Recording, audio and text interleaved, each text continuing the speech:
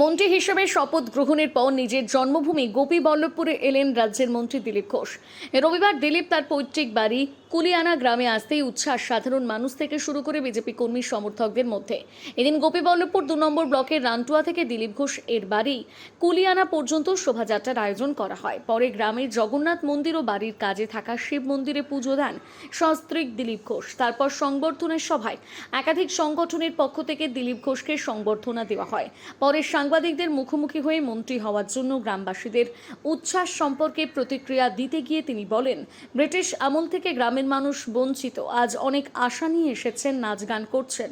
অপরদিকে রাজ্যের রাজনৈতিক পালাবদলের পর একাধিক গ্রাম পঞ্চায়েত অফিসে নির্বাচিত প্রধানদের অনুপস্থিতি নিয়ে বলেন, যারা লুট করে নির্বাচিত হয়েছেন তারা আজ অফিসে আসছেন না। হয় পদত্যাগ করুন, আমরা নতুন করে নির্বাচন করব, না হয় অফিসে আসুন, সরকার সহায়তা করবে।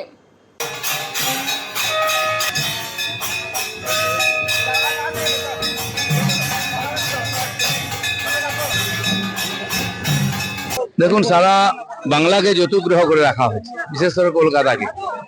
খালি রাজনৈতিক স্বার্থে অবৈধ নির্মাণ হয়েছে, কোনো সিস্টেম মানা হয়নি। আমাদের সরকার ধীরে ধীরে এগুলো দেখবে, মন্ত্রিমণ্ডল বিস্তার হলে বাকি সমস্ত জিনিস আবার ভেরিফিকেশন হবে, বৈধ সার্টিফিকেট আছে কিনা, লাইসেন্স আছে কিনা, পারমিট আছে কিনা, সব দেখা হবে। সময় লাগবে। ঠিক, তৃণমূলে বিভিন্ন পার্টি অফিস থেকে ভোটার কার্ড, আধার কার্ড, জমির দলিল উদ্ধার হচ্ছে। আমাদের লোকেরা পার্টি অফিস ভাঙতে যায়নি, পার্টি অফিসে অবৈধ কাজ কারবার, হাতিয়ার, টাকা পয়সা, রেশন কার্ড, আধার কার্ড অবৈধ রাখা ছিল, সেগুলো আমরা খুঁজতে গেছিলাম। আর টিএমসি প্রচার করছে যে আমাদের অফিস দখল করে নিল, ভেঙে নিল। আমাদের কোনো দরকার নেই ওই চোরেদের অফিস নেওয়ার, যেখানে এত পাপ কাজ হয়েছে। কিন্তু যা জিনিস লুকানো তথ্য, সেটা উদ্ধারের জন্য আমরা গেছিলাম, এখন পাওয়া যাচ্ছে। ইডির আজকে বিস্ফোরক দাবি আদালতে, প্রথমে কাউন্সিলররা তোলা তুলতো, তারপর তাদের হয়ে গেলে পুলিশ তোলা তুলতো। এটা আমরা সবাই জানি, পুলিশ, কাউন্সিলর, নেতা টিএমসি মিলিত হবে অন্যায় করতো, সবাই ক্যাডার। আজ ইডি এটা আদালতে তুলে দিচ্ছে তথ্য প্রমাণ দিয়ে। আমরা তো হাড়ে হাড়ে টের পাই। সাধারণ মানুষ, পশ্চিমবঙ্গের একটা মানুষ এরম নাই যাকে অত্যাচার হয়নি, যাকে লুট করা হয়নি, শোষণ করা হয়নি। সেই জন্য মানুষ পরিবর্তন করেছেন।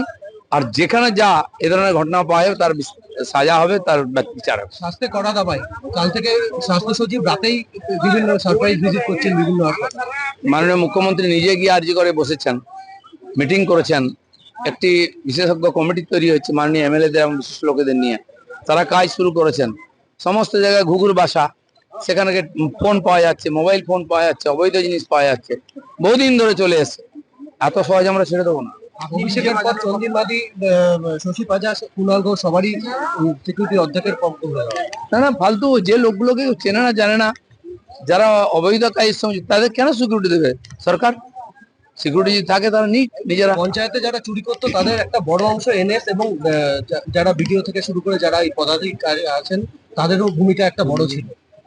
সমস্ত অফিসারদেরকেও চোর বানানো হয়েছে, নেতারা তো চোর হয়েইছে, বদনাম হয়েছেন। সেক্রেটারি থেকে আরম্ভ করে ক্লার্ক অব্দি কেউ বাদ নয়, বাধ্য করা হয়েছে। কোনো ডেভেলপমেন্টের কাজ হতো না, লুটপাট, অবৈধ তোলা, এই কাজেই লাগানো হয়েছিল। তাই উন্নয়ন হয়নি, আর কর্মচারীদের অভ্যেস খারাপ। মন্ত্রী হওয়ার পরে আজ প্রথম গ্রামে এলেন, এই মানুষের উচ্ছ্বাস কি বলবেন? গ্রামের মানুষ, জঙ্গলমহলের গরিব মানুষ, তারা বহুদিন বঞ্চিত, ব্রিটিশদের দ্বারা বঞ্চিত, পরবর্তীকালে বঞ্চিত। কোনো অধিকার তারা পায়নি, তাদের আর্থিক উন্নয়ন হয়নি, কেন্দ্রীয় সরকারের সুবিধা পায়নি। তাই তাদের বাড়ির ছেলে, এই গ্রামের ছেলে একজন মন্ত্রী হয়েছে, তারা খুবই খুশি, অনেক আশা নিয়ে এসছেন ওনারা। আপনি বিরাট নাচ গান করছেন। ডিজে বাজানো বন্ধ করার কথা বলেছেন, আজকে তো এই ডিজে বাজানো সব বন্ধ হবে আস্তে আস্তে, হয়ে যাচ্ছে আস্তে আস্তে। পঞ্চায়েত দপ্তরে ট্রান্সফার না হওয়ার ফলে নির্মাণ সড়ক থেকে বিভিন্ন কর্মী দীর্ঘদিন থাকার ফলে করাপশনটা করতে সুবিধা করে, সেক্ষেত্রে কি হবে, ট্রান্সফারও হবে, ইনকোয়ারিও হবে। অধিকাংশ পঞ্চায়েত দাদা আগের শাসক দলের, মানে টিএমসি, সেগুলোকে সঠিক সময়ে না, মানুষ যাকে নির্বাচিত করে, যদিও তারা নির্বাচিত নন, লুট করে হয়েছেন, তাই প্রধানরা অফিসে আসছেন না, চেয়ারম্যানরা অফিসে আসছেন না। হয় পদত্যাগ করুন, আমরা নতুন করে নির্বাচন করব, নাহলে হিম্মত থাকলে সে কাজ করুন, সরকার সহযোগিতা করবে। অবৈধভাবে নির্বাচিত হয়ে লুটপাট করবেন, এই অনুমতি আমরা দেবো না। সবার বিরুদ্ধে ইনকোয়ারি হবে, দেখা যাক, চলছে। বলছি, আপনার এই কুলিয়ানা গ্রাম পঞ্চায়েতের মধ্যে মালঞ্চা গ্রাম রয়েছে, পূর্বতন সরকার তাদেরকে আশ্বাস দিয়েছিল নদী পাড় ভাঙন রোধ করা, শুধু বালি বস্তা দিয়ে মেরামত করে আশ্বাস দিয়েছে। গঙ্গার ভাঙন রোধ করতে পারছে না, সুবর্ণরেখার ভাঙন রোধ করতে পারছে না, করছে না।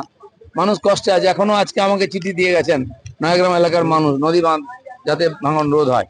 আমাদের সরকার সব দেখবে এগুলো হবে মানুষ আমরা দেখেছি এই ঝাড়গ্রাম জেলাতেই আর ইনকোয়ারি হয়েছিল কেন্দ্রীয়, সেখানে এসে দেখা যায় প্রধানকে নিয়ে বাঁধ হয়েছে 30 লক্ষ টাকার না কত লক্ষ টাকার, বাঁধ নাই।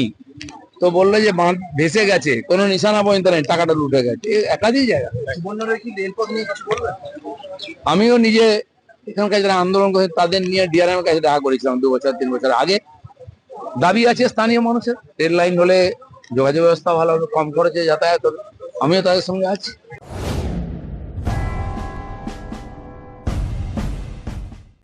আপনার উজ্জ্বল ভবিষ্যতের লক্ষ্যে এক নির্ভরযোগ্য পদক্ষেপ মেদিনীপুর ইনস্টিটিউট অফ টেকনোলজি। আমাদের কেশিয়ারি সেন্টারে বর্তমান সেশনে বিভিন্ন টেকনিক্যাল কোর্সে ভর্তি চলছে। আমাদের এখানে রয়েছে fitter, electrician, automobile engineering, computer hardware এবং এসি ফ্রিজ রিপেয়ারিং সহ আরও অনেক কর্মমুখী কোর্স। ন্যূনতম অষ্টম শ্রেণী, মাধ্যমিক বা উচ্চ মাধ্যমিক পাস ছাত্রছাত্রীরা আজই যোগাযোগ করুন। আমাদের বিশেষত্ব, কোর্স শেষ হওয়ার আগে খড়গপুরে প্লেসমেন্টের সুবর্ণ সুযোগ, সাথে পাবেন সরকারি শংসাপত্র, ফ্রি ওয়াইফাই সুবিধা এবং বিনামূল্যে স্পোকেন ইংলিশ ও পার্সোনালিটি ডেভেলপমেন্ট ক্লাস। বহিরাগত ছেলেদের জন্য রয়েছে থাকার সুব্যবস্থা। বিস্তারিত জানতে কল করুন 9932758925 অথবা 9475890622 এই নম্বরে। মেদিনীপুর ইনস্টিটিউট অফ টেকনোলজি, আপনার স্বপ্ন আমাদের দিশা। নিজেকে আপডেট রাখতে ফলো করুন সানন্দা নিউজ।